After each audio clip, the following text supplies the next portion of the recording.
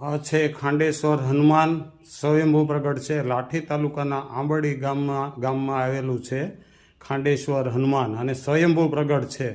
અને કેટલાય લોકોને સાક્ષાત પરચા આપેલા છે. અને આ મંદિરની સેવા પૂજા અહીંના મહંત શ્રી પૂનમગીરી બાપુ છે. આ પૂનમગીરી બાપુએ પણ ખવડાવો પીવડાવો અને આનંદ બધાને કરાવે, સત્સંગ કરે છે, સારો આપે છે. અને આ જગ્યા એટલી રમણીય ને પવિત્ર છે, તમે અહીંયા એક વખત આવો તો તમારા શરીરમાં ઉર્જા, ગમે તેવી બીમારી પણ જતી રહે અને ઉર્જાથી ભરપૂર આ જગ્યા છે. અને પ્રકૃતિનું એટલું બધું અહીંયા સુંદર રમ્ય દ્રશ્ય છે. અહીંયા બધી જાતના અલગ પ્રકારના ઝાડવાઓ છે.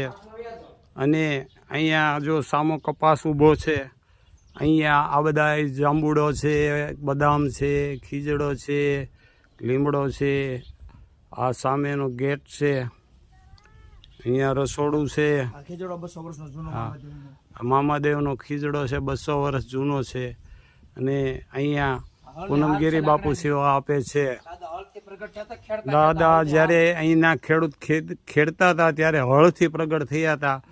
200 વર્ષ થયા આ જગ્યાને પ્રગટ થયા એમને. આ જે લાકડું રહ્યું એ હળ છે, અને એ હળનું લાકડું છે ને એ ખેડતા હતા, એ આ લાકડું છે ને એમાંથી આ પ્રગટ થયેલા છે.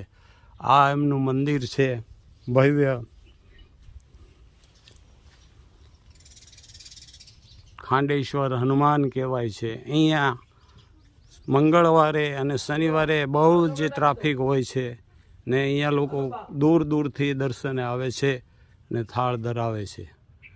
જય ખાંડેશ્વર હનુમાન મહારાજની જય.